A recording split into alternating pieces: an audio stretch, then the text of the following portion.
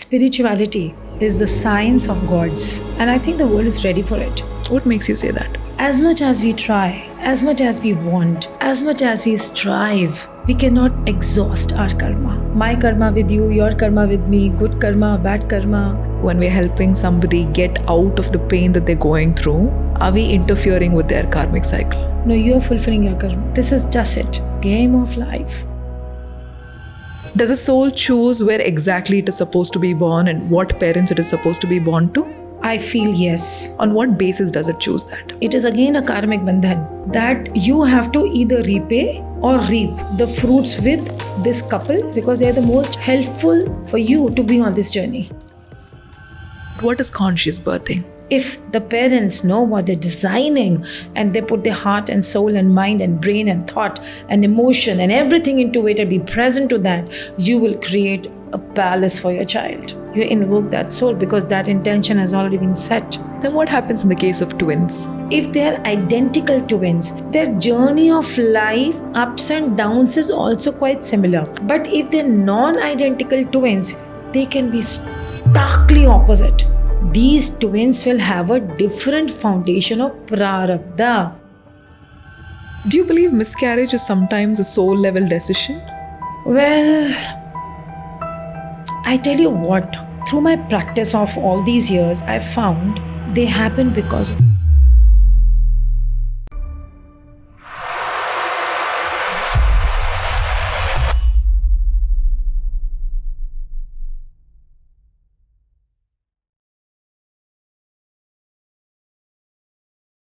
So I'm just going to start off with this, right? You are a medical doctor yourself. And it's very rare to see somebody who has a science background to also understand the spiritual world with this in-depth knowledge. How and when did you realize that both of it are not two separate worlds, but both of it is just the same? When did you understand that? wow, so you're asking me when that amalgamation happened. Yes. So true. For me, this was a journey of self-discovery. And if you want, the year when it got initiated was way back 2007. But when that amalgamation started, the merger started, I think somewhere in 2011 and 12. And then I was everywhere hunting for my answers. And that's about 2015-16. Another 5-6 years down the lane when I was able to merge both. And that's exactly when I understood that they are not independent of each other. And then I wrote something which sometimes I myself go back to and I read that spirituality is the science of gods. And the science, which we called our science, the human science, the science, is that part of spirituality which we have sort of proved to ourselves, and hence we call it validated science. So you cannot by all means or at any point of time challenge science of gods, the science of cosmos, the brilliance, the science which is there. And it's only an iota bit of that spirituality which we have decoded that we start calling our science. So science is just 1000 point some percentage of spirituality, which our logical egoic mind has proved. So this I understood back then. And ever since then it's not difficult because then there's a whole science. And then so-called your egoic science, the human science, is only discovering that science, and then we all are on the same journey. That's so true. That there is no separation. Yeah. Yeah. I mean, this reminds me of like how when initial days, when scientists were talking about quantum physics and quantum science, it was considered pseudoscience by the regular scientists because they did not have proof and evidence for it. But now it's become a major stream of science. Yes. So science is still catching up on what already exists in the universe and what our yogis and rishis kind of understood through meditation and through self-realization. people want proof. Where is the scientific evidence for it, right? So it's very rare to see somebody who handles both science and spirituality. And it's also very refreshing because the world needs this. Yes. And I think the world is ready for it. What makes you say that? Otherwise, you see it all around, like you and me sitting together talking is an evidence that the world is ready for it. Otherwise, we know each other for like, Yeah. you Yes. know, and that's why, because the world is ready, we are here. We were just talking. Yes. Got it. I was going to bring that up, Yes, right? yes. When the answer is ready. So this is that enigma. This is one sentence which I have been hooked to, and it was by Michael Beckwith.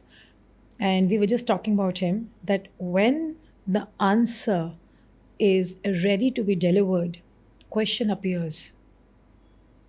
So now, when this is ready to be delivered, it's all happening. So you mean to say now a lot of people are awakening to their own self, and they're asking themselves the deeper questions of what is life, what is my purpose, what is karma, what is my soul's journey here. That is why, because the answer is already ready, these questions are arising in them. So it's not that it's happened just overnight. We as human species, that this entire collective of us, of ours, has evolved. And now we've come to this point. See, we've been through the stages when there wasn't food, when there was a lot of famine and we were dying, and there were Hitlers and there were everything, and there were massacres happening. We were all through it. Then there was the revolution happened and the world wars happened, and then Second World War happened. Then so much of it happened globally, and then recessions came, but somehow we've been through it, and now we've the entire, as a collective humanity. I'm not talking about the consciousness, but through our physical thing, as whole, we are arriving at that point now. Pretty much, I wouldn't say about certain other countries and nations, but I'm talking about as a major global population. We are well fed. We are taken care of for our health. We have certain levels of education. So these basic primary things, like in India now, everybody has food, everybody has shelter, we have access to government healthcare and everything. Now we are not struggling for the basis, for the basics. And now that we are not struggling for the basics, and we've cleared that class 5 thing, primary thing, we are going to the secondary class. We're evolving to that secondary level now as a major population. And hence now these questions of what's life, why we are living, why this is happening to me, and what's my purpose, as you just said, what is peace, all of that is coming. If I was hungry and I did not have means to satiate myself, no money, I wouldn't even know what this is. Yes. I would just be finding means to feed myself because I don't want to die. So that survival, the question of survival now has ended. And because it has ended, we are transiting into that era of self-questioning, self-realization, moving towards that, what bit by bit by bit, which is the eternal quest of any soul, is what I believe. Right. It's just we have arrived. So, Dr. Arriving. Monica, so when we are born, right? Yeah. There is a wheel of amnesia and we forget. Yes. The soul contracts. We're going to ask you a lot of questions on soul I contracts. hope. I'm excited, and let's see. I mean, that's been one of my favorite things to talk about and favorite Yes. things to research about. Yes. What is a soul contract? Wow.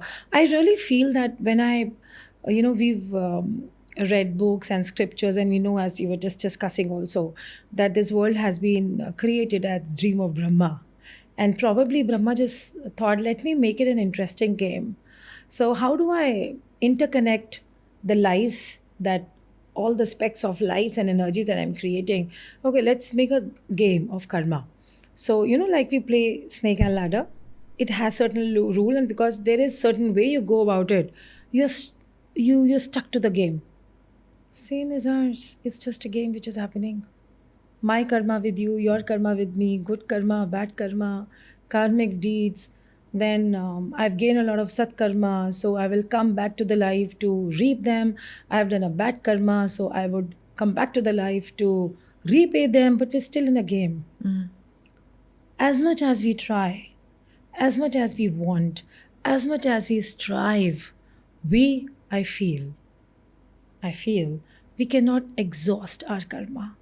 That is not possible because we try to exhaust, suppose in mathematical terms and numbers, a particular soul came to this planet with 100 karmas, and because it's an open game, while exhausting those 100 karmas, the soul has also gained another 200 karmas. Yeah. Now, out of those 100, maybe 50 got exhausted, and 200 more have come. Now I'm going back with 250. And this cycle continues. So, the question of exhausting your karmas and escaping the loop, I feel, is not possible. Does a soul choose where exactly it is supposed to be born and what parents it is supposed to be born to? I feel yes. Okay. On what basis does it choose that? Just imagine there is this person, there is this, okay, this soul who would want to walk this planet with a certain prarabdha, with a certain life lessons, with a certain agendas.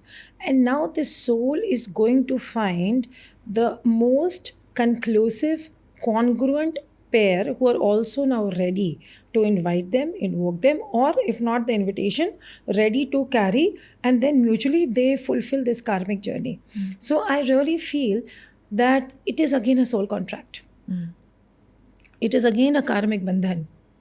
It is again the prarabdha that you have to either repay or reap the fruits with this couple, and then you choose them as your parents because they are the most A, ready for you, B, helpful for you to be on this journey. And then comes the period of 9 months, which I'm so fascinated with, and I'm going to talk about it for sure. What happens and how that karmic prarabdha is different from the subconscious imprints that we talk so much about. I'm going to talk about that also, but I feel that this is the case. Okay. So, for example, I was born in a dysfunctional family, as in parents used to fight a lot when I was growing up. It was very difficult. And when I was growing up, I used to constantly, even as a child, question myself, why am I born to this family? Why do I not have a regular family like somebody else has? Until the age of 25, 26, then when the realization hit and when I started to understand everything was connecting the dots. So it took 25, 26 years for me to actually realize that. But what do you think? For example, even the people who are watching who did not have a great childhood and they went through all of these traumatic experiences, what could have been the purpose of that? Gayatri, I want to ask a question as an answer to this question. At 25, you had the realization and you started standing up for yourself. And then you went through the entire thing of understanding your life. Imagine if you would have born into a very comfortable childhood where these challenges were not there. Probably even by the age of 45 years you would be going the same way. As humans, we are designed, I think it's our choice to choose this design, that we learn and evolve through suffering. Okay. So I was just talking to somebody, and it is by choice. We can also do it another way, but most of us have chosen this way, this path, grow through suffering. So I was just choosing somebody right now in a conversation with that who can run a marathon. Somebody who's fit, somebody who's healthy can run a marathon, right? A person is not fit would never choose to run even a half marathon.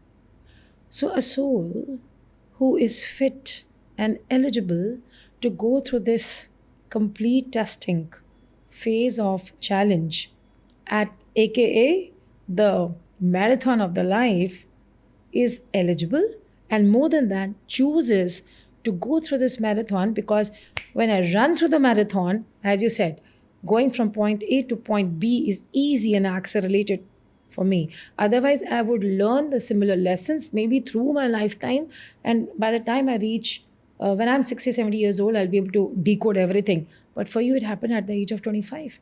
You reach your point B at the age of 25, 26.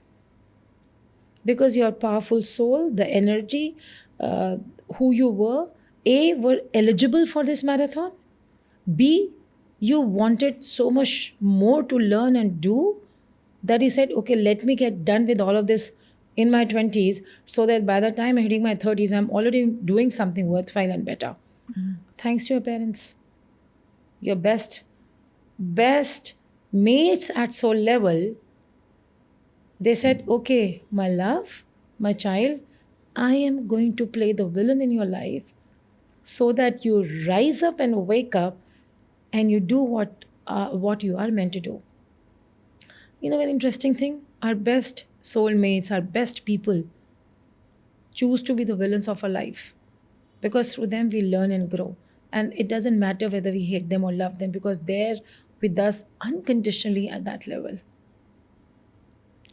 That's so true because in 2021, when I was going through a very difficult phase, when I was going through therapy, I did a past life regression process where I realized that my father has always been a part of my life, even in the previous lifetimes. And it came as a realization that my father went through so much suffering to create so much suffering for me so that I could learn the lessons and live a fulfilled life. So there comes a soul which sacrificed its own life because my father did not have a great life. He still does not have an amazing life. Went through so much of suffering and created so much of suffering so that I could live this amazing life. That day I had so much gratitude for that soul because that soul truly loves me to that extent that it wants me to grow at the cost of its own. Bang on. Yeah. Bang on. Those are the real soulmates. So, the husband who's betraying you, the father who's not treated you well, the mother abandoned you. I know at the superficial physical level, it just looks like, why me? And these are my enemies. But you sit with yourself, everybody who's watching this today, close your eyes and just write down the lessons you've learned, the person you've become, the maturity that you've attained and where you've arrived in your life because of these people. And today, before you hit the bed, say a gratitude prayer to each one of them. Thanks to you that I'm so strong. Thanks to you that I've learned what loyalty is. Thanks to you today I can just scan people and discern, hey, you are this, you are that for me. Thanks to them. And once you start being in gratitude for the people who have chosen to be villains of your life and you've grown through them, you'll find fulfillment. That's so true. Because only beyond that point where we are not victimizing ourselves is the freedom to fly. But the realization does happen after a lot of suffering. So now I want to understand, we know we chose the lessons what we wanted to learn. But we also forget the lessons when we come here and we go around beating around the bush asking, why me? Why am I going through so much suffering? Why does this happen? Why do we tend to forget the lessons that we want to learn? This is just the game, my love. This is the game of life. This is the game that the creator created. I think creator got bored of everything so perfect in the cosmos. See, sun is always rising at the same time. The moon is rising at the same time, setting at the same time. I mean, sun has never faltered to rise. Okay, sun is not rising. It is the revolution and rotation and everything. But everything in cosmos is so damn perfect. I think creator got bored and said, chalo, let's put some masala and tadka, let's create humans and let's see the drama. And I think it is all at the end of the day meaningless. Because when we all go, we all cross over, we all pass on as the same energy, being same souls who have, as you just said, moved from point A to B to C to D, and now we're just gone. I mean, we leave everything, right? Everything that we have accumulated, we leave back, including our children and spouse and mother and father and this office and that office and my podcast and my subscribers and followers and everything. We'll just leave it and go. And we don't know where we are going or what's going to happen to us. Yeah. It is just a game. So I always say, be absolutely carefree when you're playing this game. As long as it is there, just play the game, and once it's over, you're back to the pavilion. It's just a match. Then what is the purpose of the ego? Why does it make us believe this is so important, this is so real, and the separation is so real? What is the purpose of the ego? So let me give you an example, and it'll be like, wow, it's easy. So imagine a cricket match. The IPL is going right, and the stands are full. and there's the two teams there match. The bowler, the wicket keeper, the fielder, everybody's there, and there's sixer going, and somebody taking the wicket. At that time, for bowler, he has achieved everything. Look at the smiles and the way they celebrate. Or if there's a sixer, everybody goes mad. Everybody knows that within 2 3 hours, this game is going to get over. You got it. Whatever six was, or I was out on a duck, or there was a great ton, or there was a great wicket or no wicket, we get so involved in the game, we cry, we laugh, and everything, though we know that it's all going to end. What's the fun? It is just to create that charm. It is just to create that interest. It's just to create that involvement and engagement in the game itself, that we set the rules and everything happens. Imagine Virat Kohli knowing, oh, it will all end. Why should I play? No. Every game he comes, he plays, not just him, but everybody. They play at their top level, 100 level, and then they go back to rest and then prepare for the next game. I think this is our life. We come, we get involved, engaged as if everything is real. Yes. This wicket is real. This ton is real. This six is real. However, soon we all go back and sleep. This is just it. Game of life. So don't be so serious about it. However, enjoy it as much as you can. That's true. And when you were speaking previously about we come here, let's say with 100 rupees, when we go back with 250 rupees. Is there a possibility for us to release and let go of a karma here without adding on the extra 200 rupees? I feel again, and what I've understood is it can only and only and only be done through that complete 100% presence. When you're in connection with that presence, that absolute in that moment, that whatever karma is fructifying for you at this moment can be dropped. Only if your karma gets dropped in that moment, when you are in stark connection with the divine, that it gets dropped, that you do not accumulate. And when the ego says, I am reaping the fruits, I am doing, the moment you say I am, it is me. Yeah. The ego is in the play, and then you're in the game. Okay.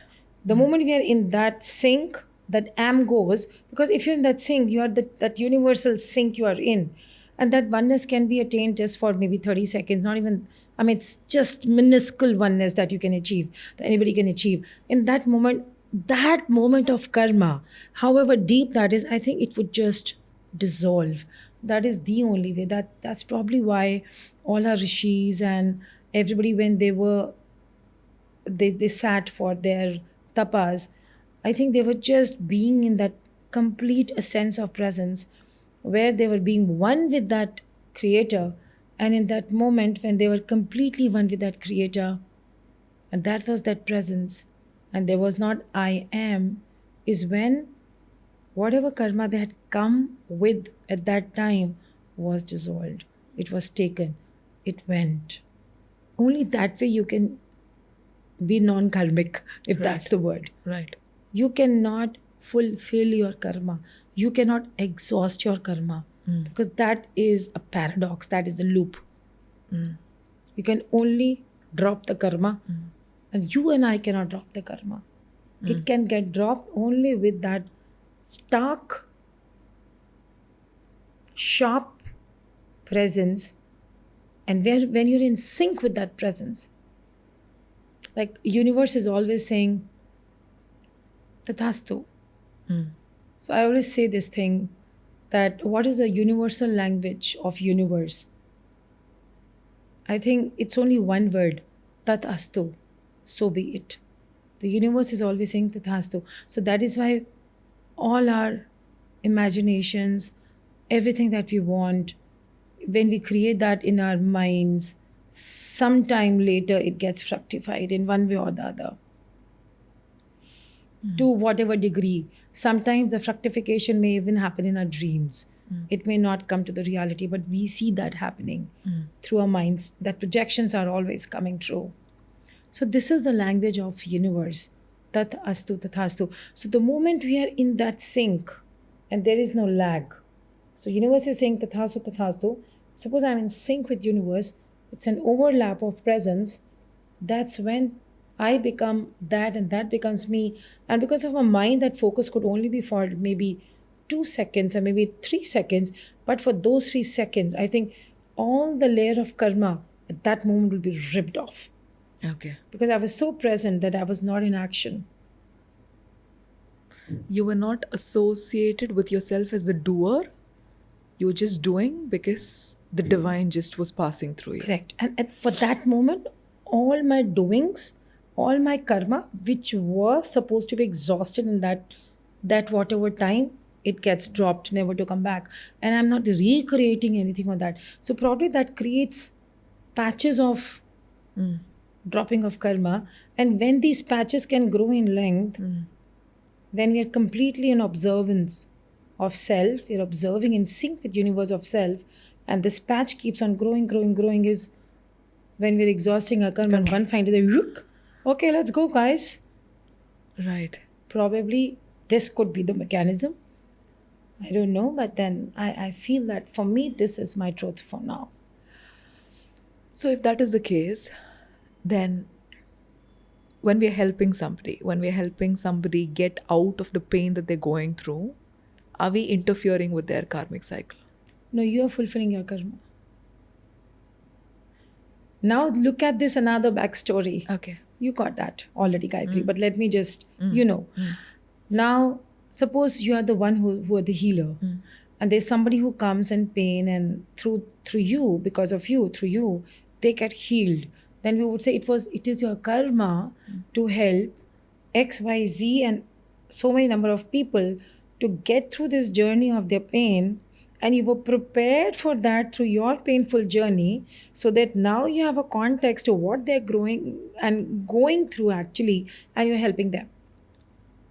But the minute I attach myself to be the one who did this, then I'm adding on more karma to it. Exactly. Right. So when I say it is not me, I'm just a medium, I'm a vessel, and the universe is flowing through me to give you the answers that you were seeking.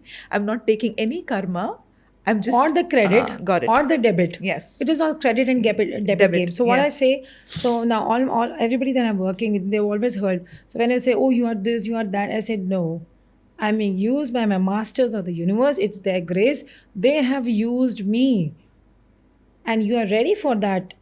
What has to be served to you through me. So they're just using me. It's they or universe, super consciousness, whatever, grace.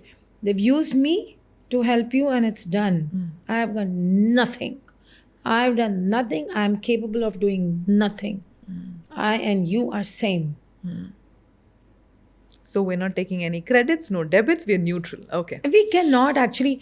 Do you think, really, Gayatri, that one human being can change and shift lives of thousands of people? Humanly impossible, Baba. Because if you are born in this body, you are full of karma. And if I'm born in this body, I'm full of karma. If I'm full of karma and living, and you are full of karma and living, then we both are equal. True. How can somebody be better than me and less than me? Yes. No. It is just my awareness and my presence and my preparedness to be used is when the grace uses me to serve somebody. कहते हैं ना, करते हो तुम, नाम मेरा हो रहा है. Right. So we are all being used. It is egoic to say, I am here to touch lives of so many people. Yeah. Not possible. Yes. Yes. You are breathing, I am breathing, same air. We are equal. Yeah. I believe in that so much. And like I was talking to you even before we started this, of late, I've just been questioning myself, asking what is the purpose of me doing what I'm doing?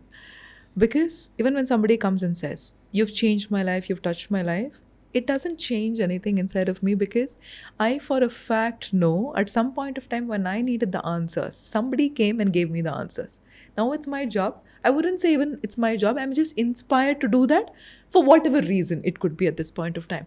That detachment gives me a lot of peace. Every time, and I'm not doing this consciously also. I was telling my husband when I was having a conversation, it's not because I'm a humble person. I don't think I'm a humble person.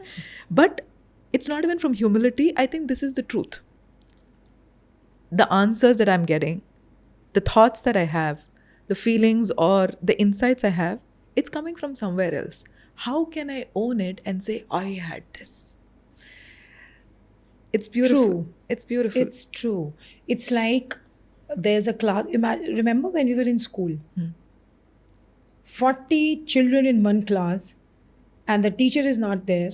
One of us used to be the monitor. We are just playing that role. That doesn't make us a teacher. Wow. So then, why do we feel that presence and that bliss when we are around rishis or evolved souls? What happens then? I'll say this today on your podcast. I've talked about it with my students, my classes, but I'm going to speak it. We studied in school that cell is the basic unit of life. I say, when I say, I mean is I just received this, that peace is the basic unit of soul. So when we say, I want to find my peace, is not possible because you are peace. The basic unit of soul is peace. So when these people who are in this moment of presence, they are so present to their own energy, their own substance, their own soul, which is so much peace because its basic unit is peace, that this is what they spread. And whosoever comes and sits there in their vicinity, their peace, which is inside them because they are also this energy being made up of peace, resonates and receives. And that's why it spreads. How does one actively or consciously practice being in that state of peace? I feel peace means non movement, movement of mind. So when you're able to watch the movement of your mind, the flickering of your mind, and you're able to watch that with focus, the movement which is happening in your mind, you can watch that with that peace, only and only with that peace. It's like the water, right?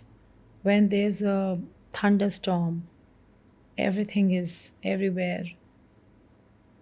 But when it's complete stillness, you throw even a stone, you can just watch the endless ripples which are forming. Like you can just see it as some creation, the ripples going. Same is with us.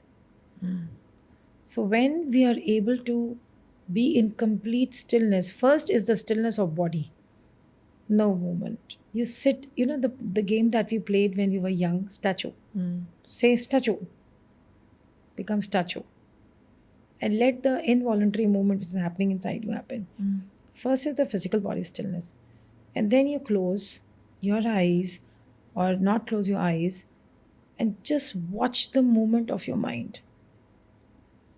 Not the thoughts. Thoughts are adapted things, like thoughts you catch, but your own movement of mind, which will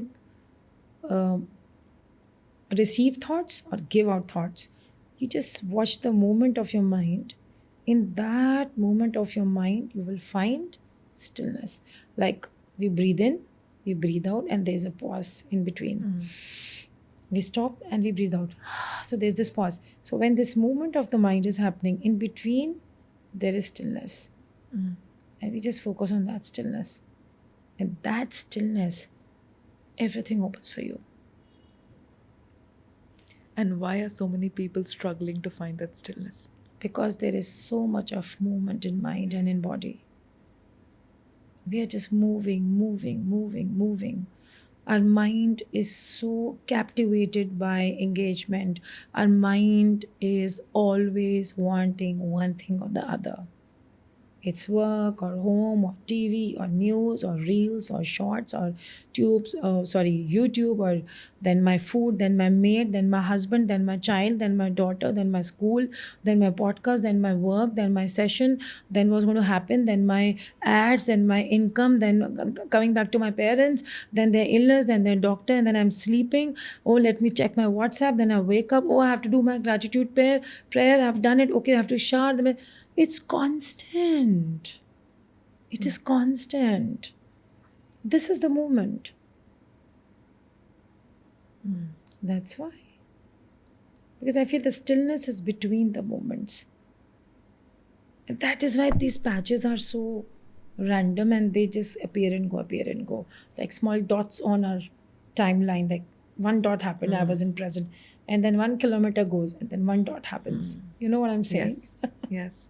And is it the nature of the mind to be this distracted? Yes. Okay. Yes. Like heart will die. We die when the heart stops beating. Our mind will die when it stops thinking. So do we want the death of the mind? No. But we want our minds to follow my command that you don't die, but you be silent. And that is a mastery. This is something that I read somewhere, that when you take a spoon of sugar and put it in your mouth, so you know sweetness because tongue has the properties to sense sweetness. The same spoon of sugar you put it on your ear or any part of the body, you will not know. Similarly, the mind cannot understand this bliss. So it's not even in the nature of the mind.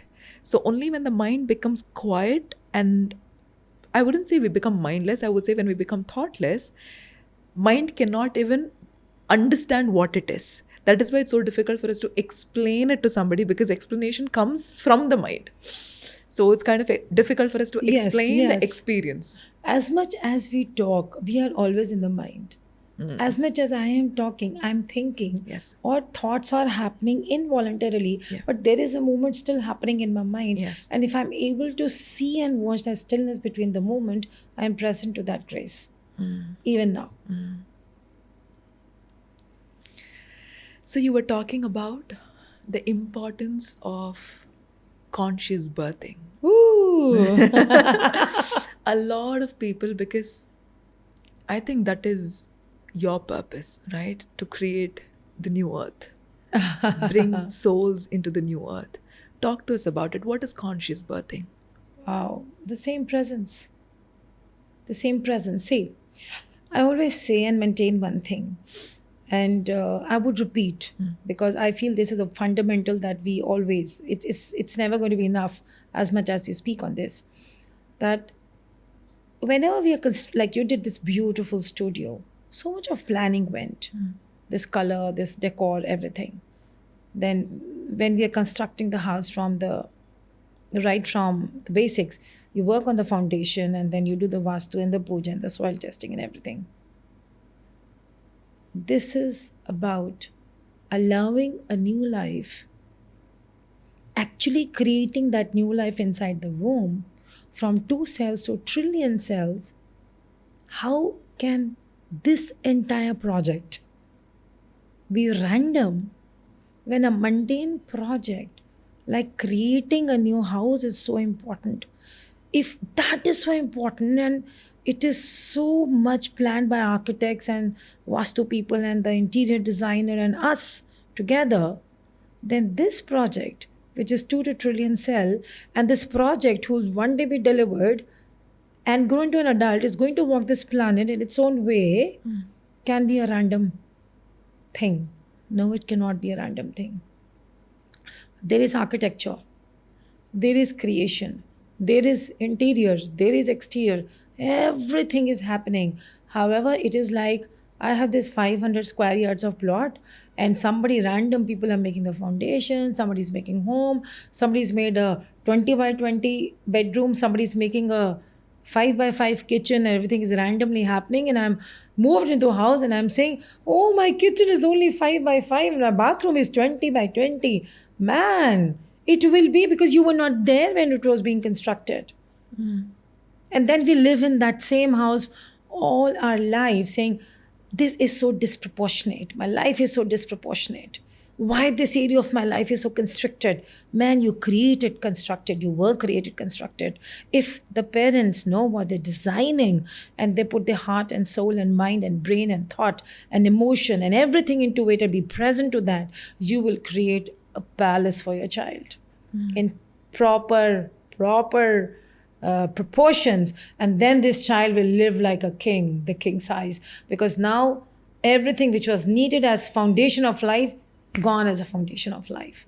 So I say create a balance, but for that creation, because it is your creation, you have to be present. This is conscious birthing according to me. Okay. So, what do you think the parents should do at least 6 to 8 months before they conceive? Wow. So 6 to 8 months is like amazing. But even if they start preparing for it 3 months prior, you've done something. Okay, what do you put them through? What should they be doing in the process? Okay, so there's something called enlightened human conception that we do with everybody who wants to be in this. We put them through the entire journey of 3 levels of the existence. There are only 3 problems in life, if you see. And what are those 3 things? Health, wealth, relationship. Either somebody has a health problem or wealth problem or relationship problem. There is no fourth. So we dedicate 1 month each to one aspect of their life. We work through it, say, and then we teach them that, these are the 3 areas.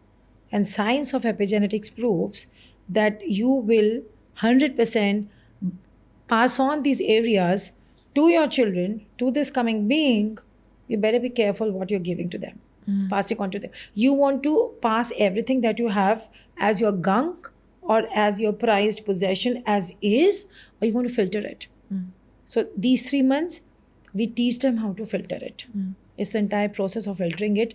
And then when they're ready, we take them to the invocation and wherever the vibration is. At Birth the New Earth, our mission, we maintain one thing loud and clear, very solid.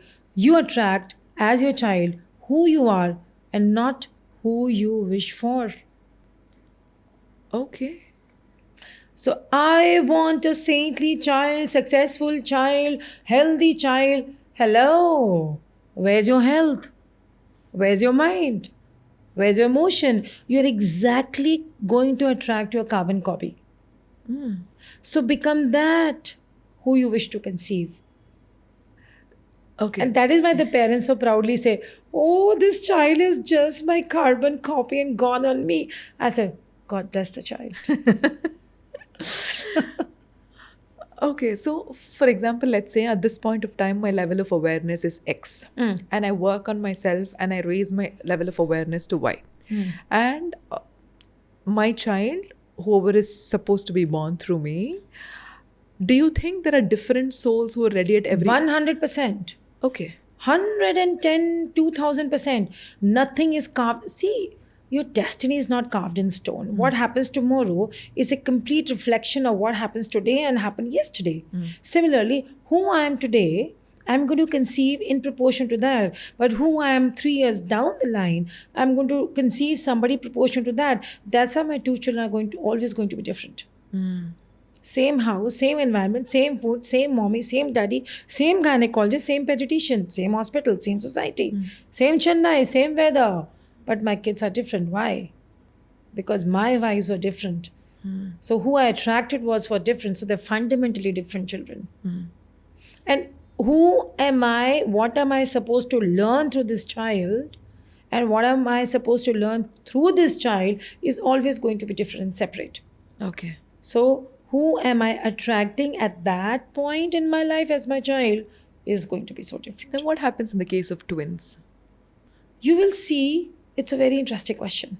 So if there are twins and they have been conceived by you, and when they are being carried inside you and through the 9 months of journey, the impact that they receive from their father and the mother is going to be different, because these twins will have a different foundation of prarabdha.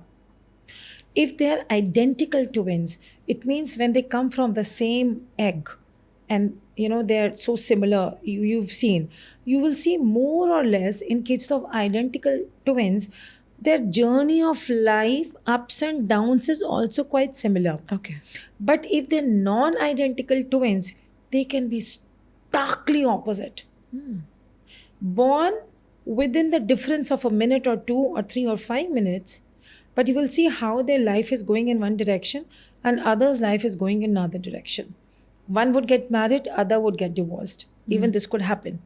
Why? Because now the foundation of prarabdha is different. However, these both twins and children would be in their beingness and presence, in their qualities, in their mindset, in their mindfulness and whatever it is, they would be just few notches up and down. They will be very similar in basic character. Okay. But because their prarabdha is different, their life will go in different directions. But mostly their learning lessons would be same bracket. So one would learn maybe through addictions. Another one could learn through betrayal. Okay, the lessons will be similar, but the way they learn the lessons can be different. Could be different, because now different people will have their role plays in their life differently. Unless and until this one particular twin becomes so aware and tunes into himself, into that presence, is when they can change the game for themselves. And then again, the life is going to be so different. But you will see their vibration is more or less same, which will be similar to their mom's and dad's vibe at the moment that they were conceived. Okay, got it. Yeah. Do you believe miscarriage is sometimes a soul level decision? Well, I tell you what, through my practice of all these years, I found, I'm going to give you 2 points, and it's going to help our audience also. You will see there is something medically called threatened abortion. When somebody spots or bleeds, however, the cardiac activity is there, the pregnancy is still viable, and they go through the pregnancy, but the bleeding is there. It is called threatened abortion. Another one is missed abortion, is when the heartbeat is not there, the pregnancy has ceased, and then you have to go for a cleansing or a clear. You clear it for like a DNC or whatever. The root cause of any threatened abortion, bleeding, is anger.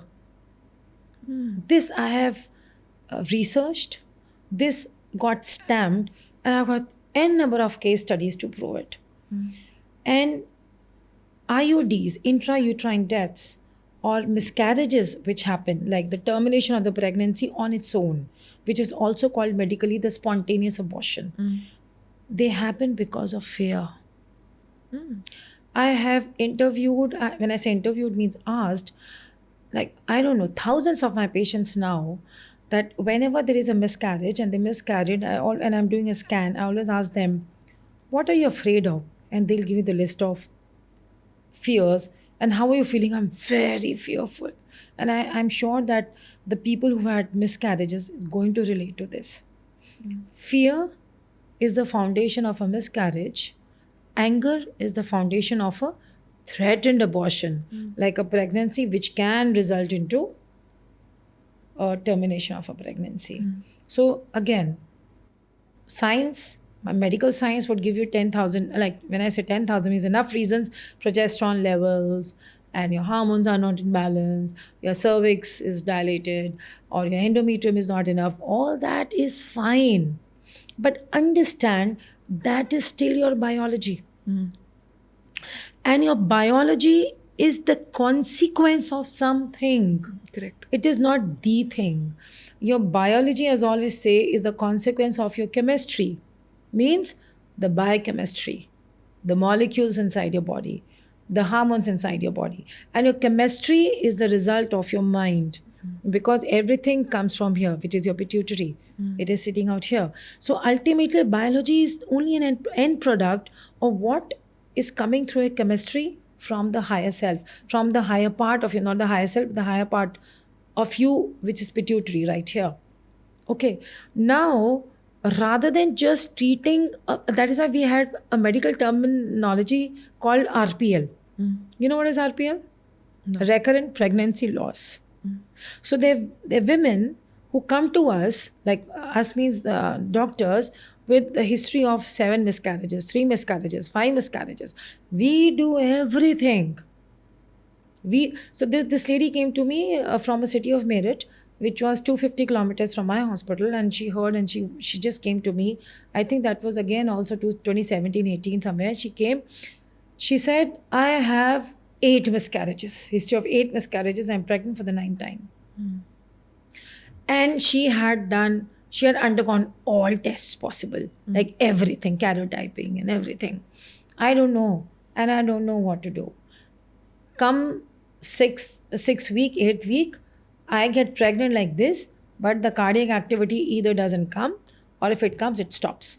And it is 9th time. She was so sad. She was so much in grief. She was so desperate that she was so stoned also inside the heart. And I know it's also can go, but somebody said you have to go to her. So I've come to you. I said, what's your fear? She said, this only. I said, no, not this fear. Your earlier fear. And then I kind of took her through the layers and layers and layers and layers and layers. And we reached there, and then we did something.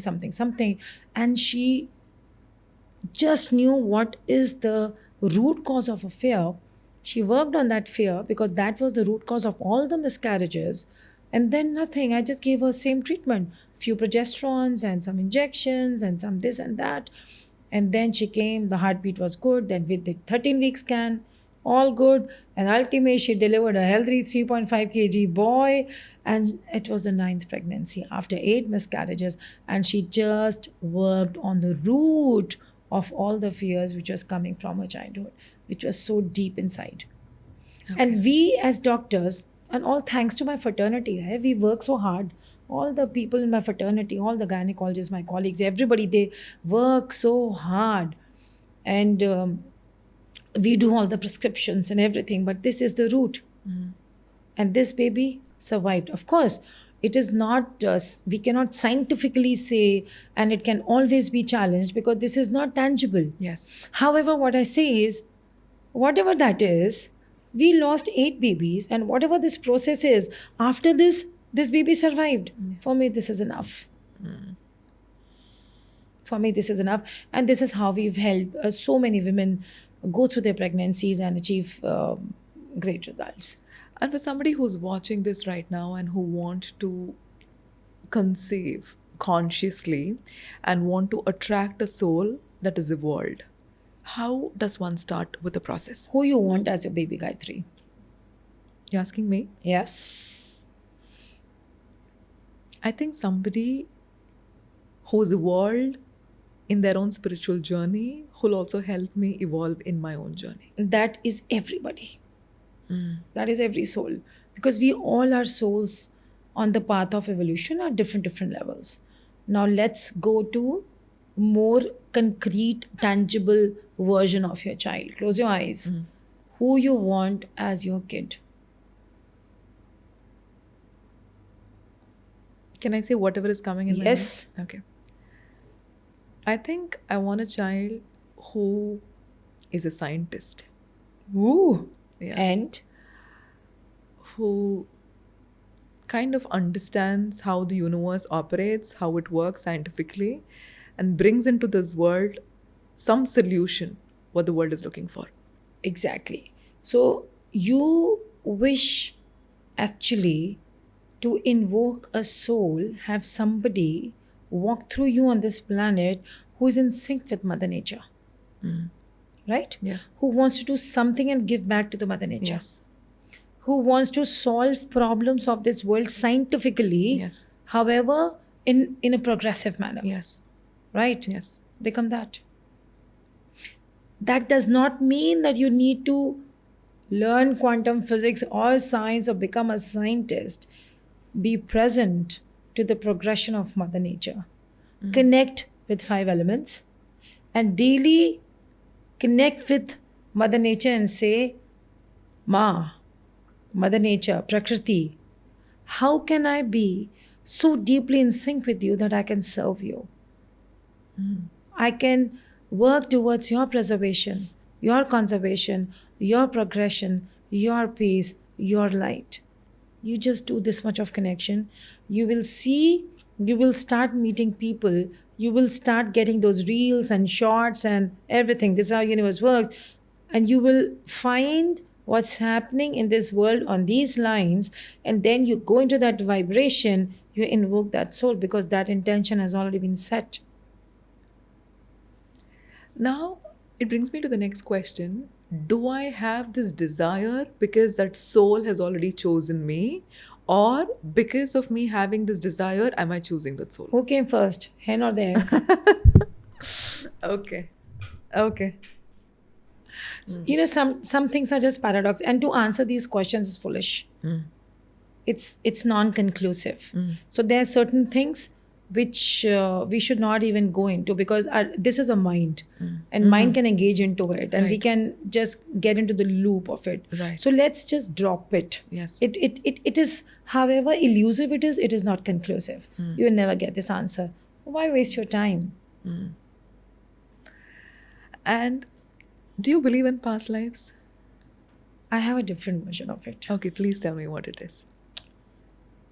I think it's very egoic to say my past life, your past life, their past life. We are so similar in energy at soul level that my and you, and then we say we are just like drops of ocean. And when we go back to that ocean, we dissolve in it. Then what is mine and what is, will that drop remember that I came through Ganga, I came through Kaveri, I came to this river, and I came to Arabian Sea, I came to Bay of Bengal? No, it dissolves. Then how can it be your and my past life? I feel. And it is not just I feel.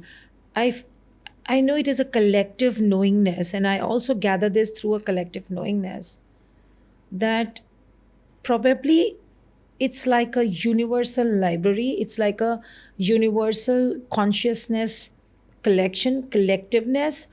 And when I am on this path, and I have certain references that I need for a certain progression in my journey, and I want to go back to the library to bring that book as my past life, so-called past life, know from where it is coming and move on.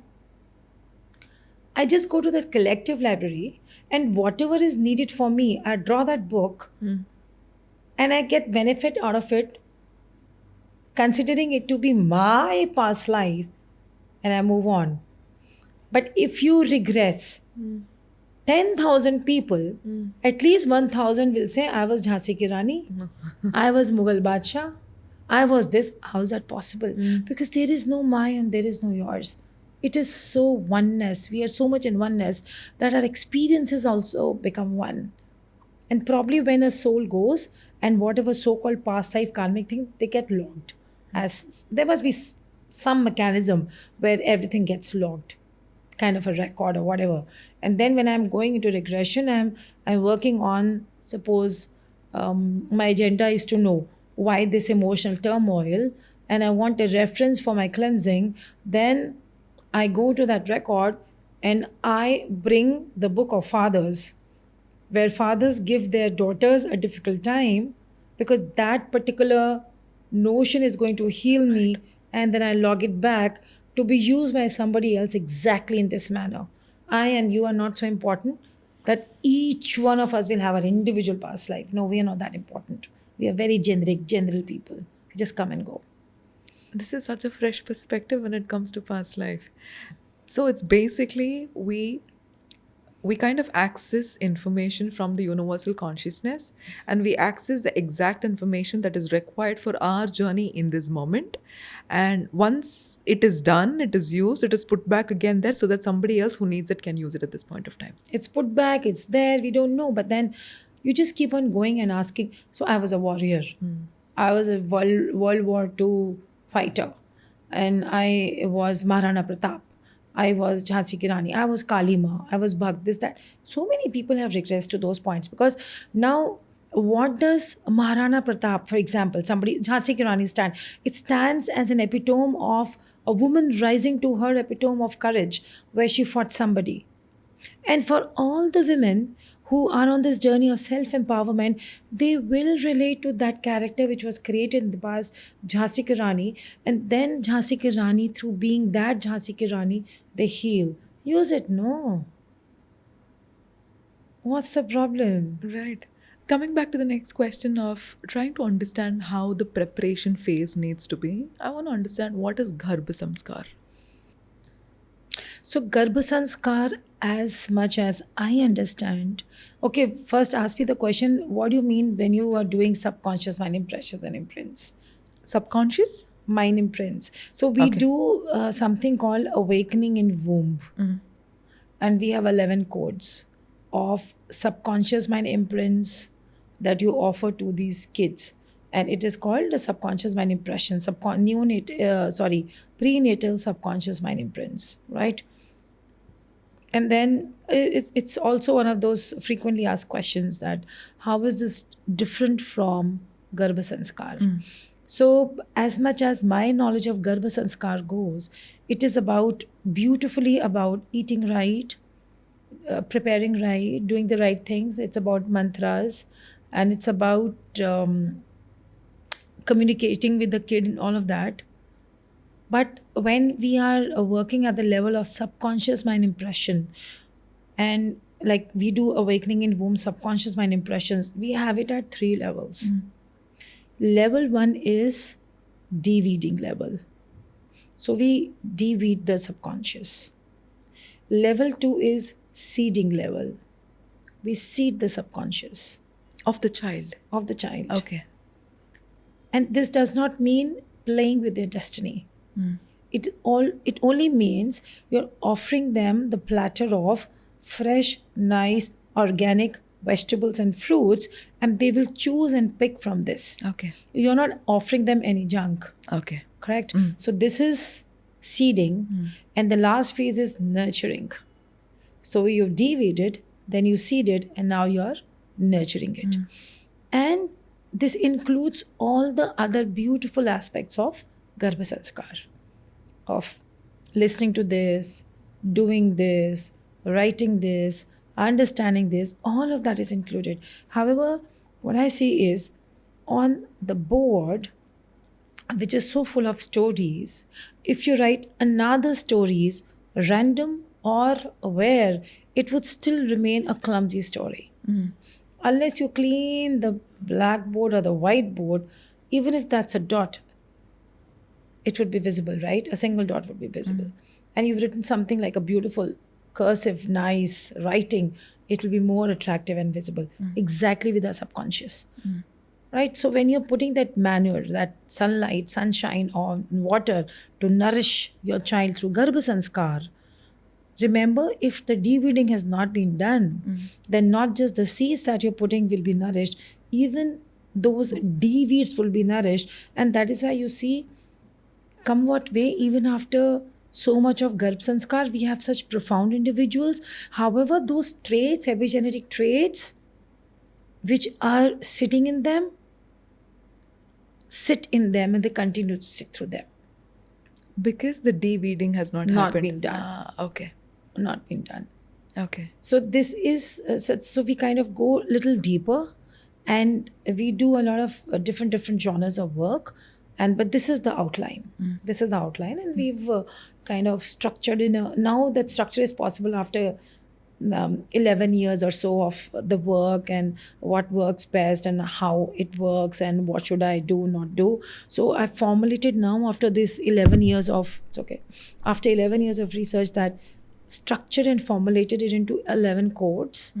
And we say code 1, code 2, code 3, and we try to put and include everything in a little structure manner so that a mom knows what she's up to and what she needs to do.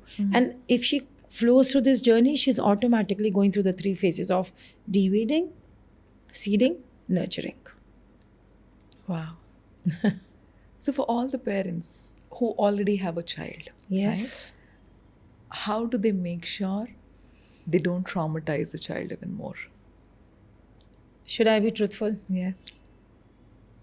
If you, okay, everybody should now understand that pregnancy is the journey of awakening, And parenting is the journey of healing. So if you do not wish to traumatize your kid or pass on any traumas, you wish to heal yourself, work on your traumas, de traumatize yourself is only when you're not going to do it to your kid. How much ever you wake up in the morning and promise to yourself, I'm not going to cause harm today to my child through my actions or behaviors or my thought, you would exactly end up doing the same because it is in your involuntary behavior. It is beyond your control. At the heat and the peak of the moment, you become that which you do not want to become because that is your truth. Yes. And because you do not want to harm your child any further, unless you go inside you, shake up yourself a bit, do a self probe, and say, this truth I don't want anymore. And even though it is my truth, how can I be the real truth that I am, which is two layers beyond this so called adapted truth, is when you identify your real truth and this truth, which is a pseudo truth, and adapted truth would no longer exist, is when you heal yourself and you become that true parent to your child, and there's no question of traumatizing your child. So the best thing that you can do to your child is to heal yourself. 100%. These kids are innocent, nice, amazing sweethearts. And then people say, oh, you don't know my 3-year-old. Such a person, nasty person. I said, no, your child is not that. Your child is only reflecting you. And that forgotten self of you, that part of you which you have hidden beyond the carpet, behind a facade, that you say, I'm so okay, I'm so fine with, but you know what's hiding. Unless and until you work on that, rectify that, or improve that, or shift that, or embrace that, actually recognize yourself and say, yes, it is me. And when you say, yes, it is me, it goes, is when your child will not be that who you call as devil in that moment. The child is reflecting the devil sitting inside. So talk to us about mothers and what is that they go through in this journey. So, what I wrote was in the book, Mother, and I was writing a chapter on mother, and I wrote as M other. So, when you're mastering so much, when you're the master of your life, that now you can influence the life of the other. When I say other, not necessarily your kid, but whosoever you can touch as a nourishment provider, as a nurturer, you become a mother. Like I always maintain, you can be a mother to your staff, you are a mother to your pet, you can mother your plant, anybody. So what is this mother? That art of nurturing others, the mastery of the nurturer of the other is a mother. Mother Nature is the master nurturer, right? We call her the mother because she is the master of nurturance to all the others, which are we. So this is a mother. And for all the mothers who are feeling guilty about how they're not able to do so much for their child, what is your message for them? Any guilt that any mother holds that they are not able to do so much for their child is the guilt that they are not able to do so much for themselves. Their inner being, their soul, their calling, their true nature, their own, connection with themselves, their own paying attention to themselves. Once they start paying attention to themselves, nurturing themselves, and it is not selfishness. It is not selfishness. Because the more you take care of yourself and you nurture yourself, you can nurture multiplied by I don't know how many times others. It is exponential. So we say, right, who you are is projected exponentially on the world. Yes. Similarly, if I'm able to nurture myself, how much I can nurture you and others would be 10x. They should be ready to receive that nurturing. A nurturer is essential to become a mother. A nurturer who has mastered the art becomes a mother because now they have mastered M, the art of nurturing, and the science of nurturing others, is a mother. So, in a world that kind of glorifies sacrifice, right? Oh, I love How it. do we tell the mothers that it is okay for you to take care of yourself and not sacrifice everything? I love it. Gayatri, I want every individual who's listening to it to pay attention to what we are going to say right now. It's not just about a lady, it's also about any man, it's about any human being. Sacrifice as a word has a tone of something which you need to give if you need to get something. It has a tone of I have to lose something if I have to get something. Sacrifice is not needed anymore by any human being for its growth. We have evolved to that level in this course of evolution that sacrifice is not needed. Let us now, together in this moment, replace the word sacrifice where we tend to lose, or our brain is. Brain feels that I need to lose something if I have to sacrifice. Let's replace this word with share. Sharing is a win win. There is no losing. It is always progressive, it is always positive. While sacrifice has a tonation of losing something. And you know what? For certain patriarchal interest or certain interest of the society back then, could be anything, sacrifice was glorified, right? Which was not to be done because our gods, our goddesses, like those epitomes, they have not taught us sacrifice. They live in abundance, they live in fulfillment, they live in prosperity. They are all adorned with beauty, right? They've all shown us the beauty and fulfillment through share and care and love and everything. So sharing is win-win for everybody. Sacrifice is losing yourself. And the word sacrifice also was introduced in the families, in the society actually, for vested interest, so that that control could be mastered. I will be able to control 10 people if they will sacrifice their freedom to be under my control. So it is such a subconscious word. You need to sacrifice a lot. So whenever I'm working with some women and they say, my grandmother was such a beautiful lady, she's this, that, she sacrificed her life. Here you go. They said, what did she sacrifice? I never saw her eating. She would feed everybody, but I've never seen her eating.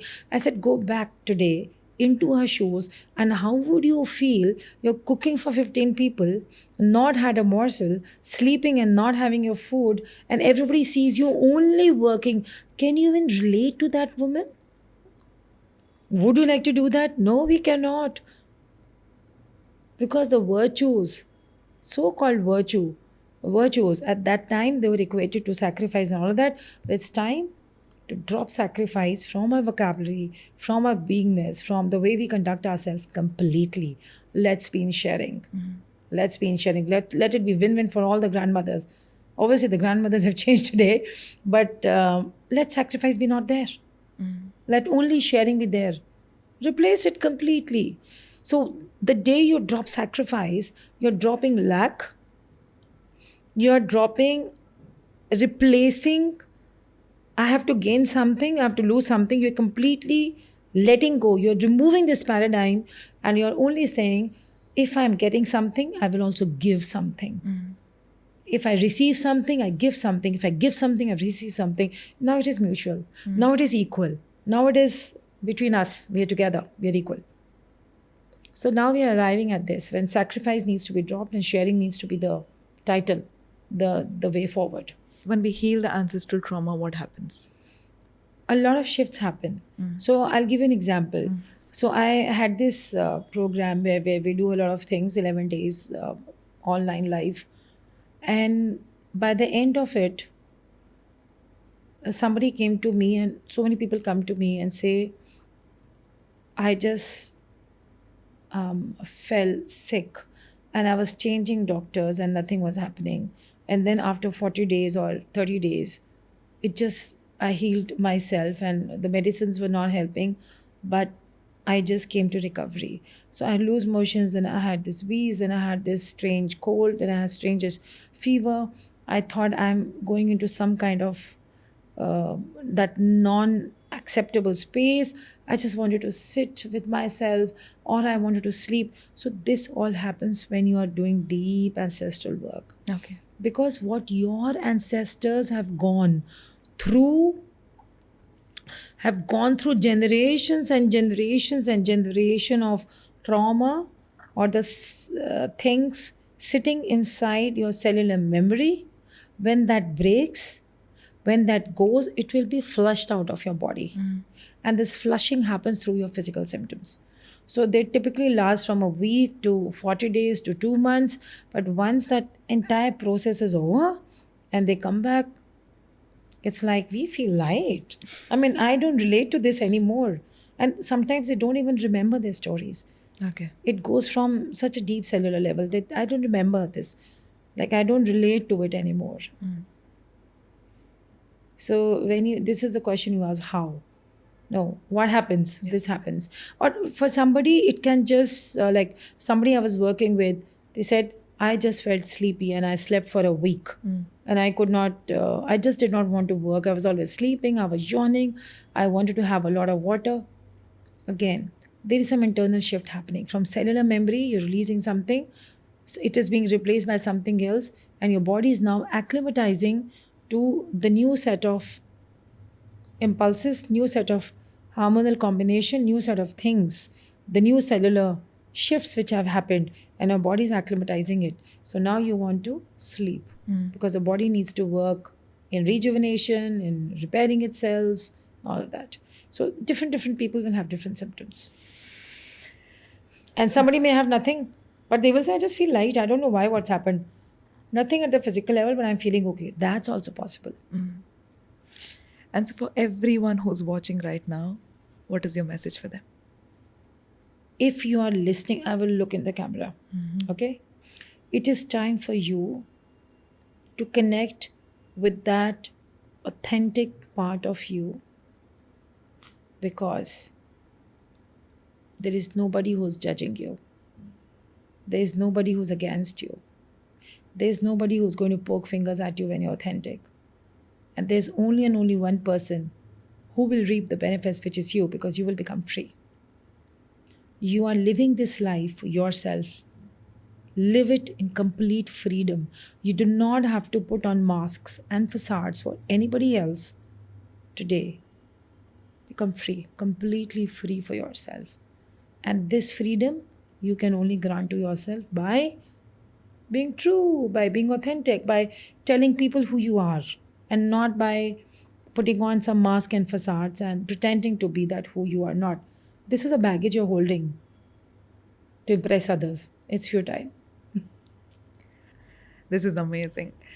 Dr. Monica, I don't have words, but thank you for everything that you do, and thank you for this beautiful conversation. It's going to impact every single life who watches this podcast. Thank you so much. Thank you, Gayathri, so much, and our beautiful listeners and the people who are watching. Thank you so much for inviting, and I love the way you question. You have the right questions at the right time in the right way.